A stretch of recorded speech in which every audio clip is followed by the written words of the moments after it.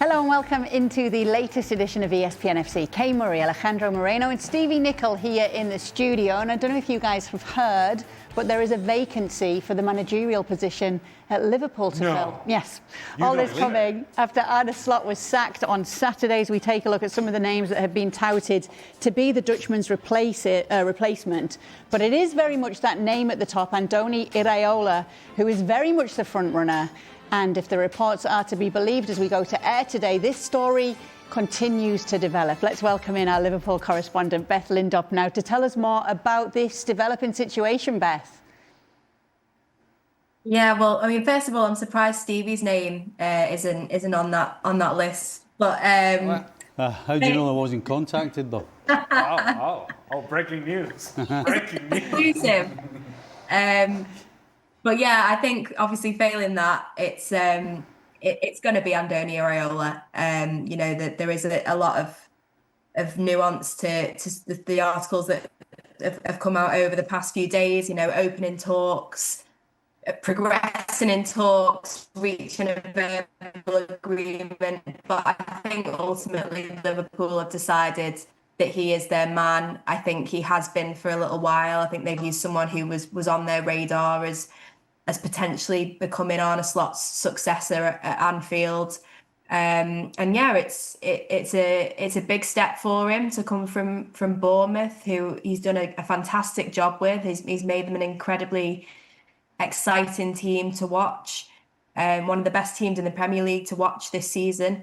But to go from that to Liverpool, it's a different kettle of fish. Obviously, in terms of the amounts of games that he'll be asked to play, I think it's 48 as a minimum that Liverpool will play next season, which is more than he's ever managed in his top flight career. So he will have to maybe address some things in terms of workload, that intensity. But I think, you know, the main thing that's been impressed upon on me and on everyone over the past few days has been that Liverpool really want to bring in someone who plays a more front-footed, attack-minded brand of football. Arne Slot's style last season was certainly not that. So I think for Iraola, that's probably the thing that's most in his favour and what is getting fans excited about him moving to Liverpool. Yeah, Stevie, I wonder what you think, because obviously there is that excitement to do with the brand of football that he plays. But as Beth said, it is a significant step up for the manager as well. Yes, it is, and there's no getting away from that. But the fact is that the way that Bournemouth played is exactly how Liverpool want to play and want to be seen to be playing, and that's what the fans want. They want attacking football. You know, Liverpool previously have had managers that didn't play that way.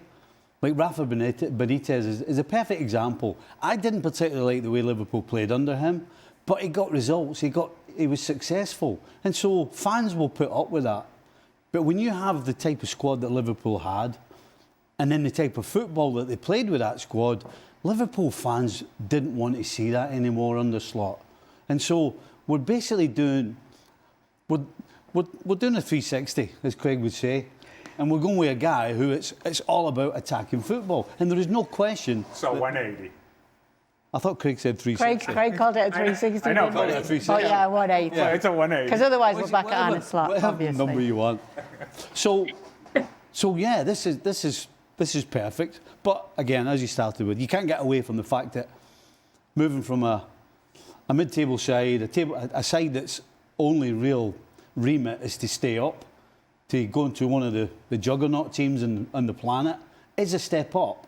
But there's no reason why he can't get Liverpool players playing the way his Bournemouth team played. Because he's overachieved where he's been so far. He overachieved at Rayo, he overachieved at Bournemouth. So is this a natural progression for the manager himself now? It is a natural progression. He has gone through the steps. Nobody can say that Andoni Iraola hasn't put in the work.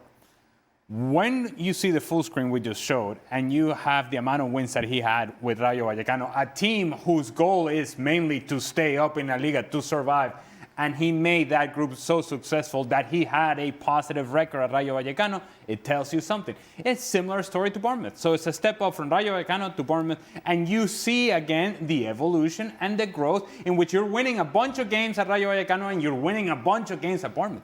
It should tell you something about the manager. So in terms of taking steps forward and climbing the ladder, if you will, he's gone about it the right way. Growth, growth. If we wanted to continue to grow, we have to take a step up. And yes, Liverpool is a step up by definition, but you assume that all this preparation and all this work that he's put in and everything that he has achieved up until this point has prepared him for this very moment. Will he be successful? Well, none of us really know, but the homework is done. The curriculum is there. He has done everything that he could do to put himself in this position. Now it's a matter of delivering on the promises that your own preparation suggests that you should be able to deliver on. Which players, Beth, could benefit from him coming in at Liverpool?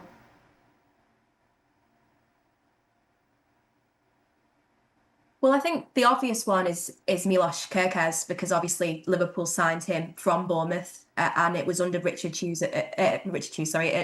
Andoni Iraola at Bournemouth that Kerkez really established himself as one of the best young defenders in the Premier League. So he's had a bit of an indifferent season, able to establish himself as more of a consistent player as the season wore on, but there's a chance that he could reach a new level possibly under Iraola. We know that he enjoyed working with him at Bournemouth. Florian Wirtz is another one. He obviously struggled to really sort of set the world alight in his first season at Liverpool. Has taken him a bit of time to get up to speed with the physicality, the intensity of the Premier League. So having had a season of that under his belt with a manager who prioritises a more front-footed brand of football, we might start to see the best out of him as well. And I mean, I think regardless of who the manager is, Liverpool want to see more from Alexander Isak. He scored a fantastic goal for Sweden in a friendly yesterday, and it's just the kind of pace and flair that he's not been able to show for Liverpool this season. So whoever is coming in as manager, and as I say, we think it will be Iraola, that one of the priorities is to try and get the best out of him. In a strange way, Iraola's coming in at a good time. You know, generally, when a manager gets sacked, the team's poor, they don't have as many quality players, you know, you're kind of starting again. He's coming into a great squad, and they will add during the summer. And there's absolutely no doubt he's going to improve 90% of that squad from last year. You know, yes, obviously Kerkez is the obvious one, but other than Szoboszlai, everybody else is going to be desperate to see what this guy can do for them. And it's not like he's a nobody coming in. Everybody knows how Bournemouth played. And so every Liverpool player is going to be remembering what Bournemouth did and how tough it was against them and how open and attacking they were and how good they were. And they're going to be excited. They're all going to come back, even the ones from the World Cup. And that first day of training, they're going to come back and they're going to be all ears and they're going to be eager and ready. Which had Arne Slot not have been sacked, they'll all be coming back going, oh, here we go again. Back to the same old.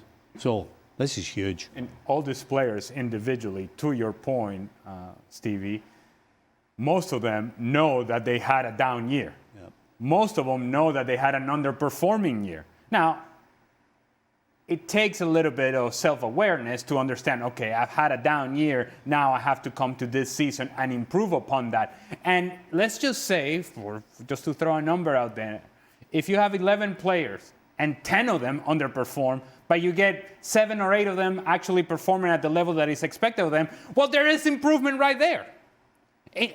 Regardless of the presence of Iraola or not, that these players have to take it upon themselves to have a much better performance, and then Iraola certainly can help with that and sort of can provide this team with a platform where they can showcase who they are and the personality that truly describes and characterizes Liverpool, which we did not see this season with Arne Slot.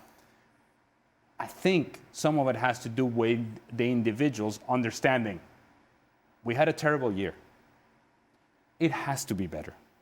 And if it is, for most of those players, then as a group, Liverpool will get better as well. Now, you mentioned, Stevie, that there would be new players coming in, or hopefully there'll be new players coming in. We'd shown a full screen there of a possible 11 of the players that are available and are on the books at Liverpool right now. Which are the high demand areas for you that need upgrading? All right, here we go. How long we got tonight? I mean, let's be honest. Every facet of Liverpool's team wasn't performing. And so there's no question, 100%. The first thing, in my opinion, that he has to do is strengthen up the back line. No question. And I'm sorry, Joe Gomez is a great soldier to have, but that's what he is. You know, he's not the guy that's going to win you the Premier League or the Championship. They 100% need to sign a bona fide centre-back. And depending on the fitness of Conor Bradley, they need a full-back on the right-hand side. I'm going to give Kerkez a little bit of room here because his former manager, who no question got him playing, the reason Liverpool spent all that money on him. So I'm hoping that he'll sort him out. But then the middle of the park, again, I absolutely think they need a new face, a real character, a real leader, a guy who's going to start every single game, possibly maybe even be the captain. I mean, is it time for Van Dijk to relinquish that? But certainly the middle of the park needs a refurbishment. And the question is, does Gravenberg, is he part of that? Because I think McAllister had a tough year with injuries, whereas Gravenberg just had a bad season, basically. You got to expect that the front players are going to be way better. You got to expect that Isak is going to show us some of the quality that he showed when he was at Newcastle. But yeah, it's tough to pinpoint. But you know, I'm a guy that believes in the spine of the team's the most important. So centre back, centre mid, and up front. Maybe not a centre forward because we've got Isak, but absolutely, again, somebody who's going to come in and start. Not a guy who's going to be young and we're going to bring him along. Somebody that actually is going to start and who's going to make an impact straight away. Can I ask you a question, Stevie? Yep. If I may, respectfully. Van Dijk, next season, is this going to be a Mohamed Salah type of situation as we had this season? Or is Van Dijk having one more great season for Liverpool? Well, right now, I would answer that question by saying I think if he gets that partner beside him and they get a proper fullback on the right-hand side, that will take away Van Dijk being able to concentrate on his job. Because I think the way the season started, he couldn't get out of that. He to me, was betwixt and between because he's covering for Kanati, he's covering for Kerkez. Teams are streaming through the middle of the park. So I think for most of the season, Van Dijk's biggest problem was he was trying to do everything. He was trying to do everybody else's job when really, at the end of the day, the first thing you have to do as a player, particularly if you're as important as him, is do your own job first. And then you can go and help others. So I'm going to say that Virgil van Dijk will be better than the Virgil van Dijk of last year.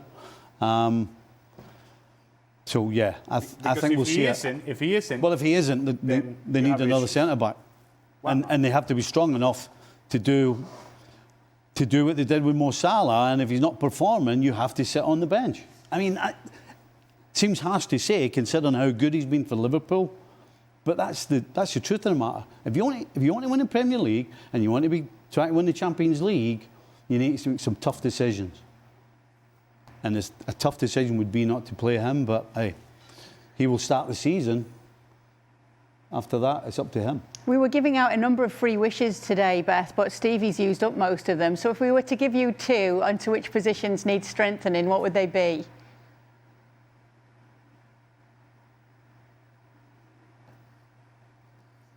Oh, goodness me. I mean, I agree with Stevie. I think you could be here all night probably talking about what Liverpool needs. I think they need a winger. Obviously, Mohamed Salah is gone. They've actually only got 3 forwards who are going to be available as things stand at the start of next season in Cody Gakpo, Alexander Isak and Rio Engamoa, who's 17, by the way. So they need a good few forwards, but I'd say they need a winger, top quality winger, and a midfielder who is going to add a little bit of steel and a little bit of grit to that midfield because it has been far too easy to walk through it this season at times. So yeah, but I think they probably need, honestly, about 4 or 5 first team ready players to come in this summer. So there's a lot for Richard Hughes, sporting director, to do.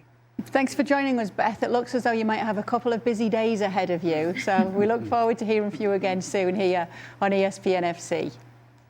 Thank you. And make sure to stay up to date with all the latest transfer news and the managerial merry-go-round over on our YouTube channel, ESPN FC.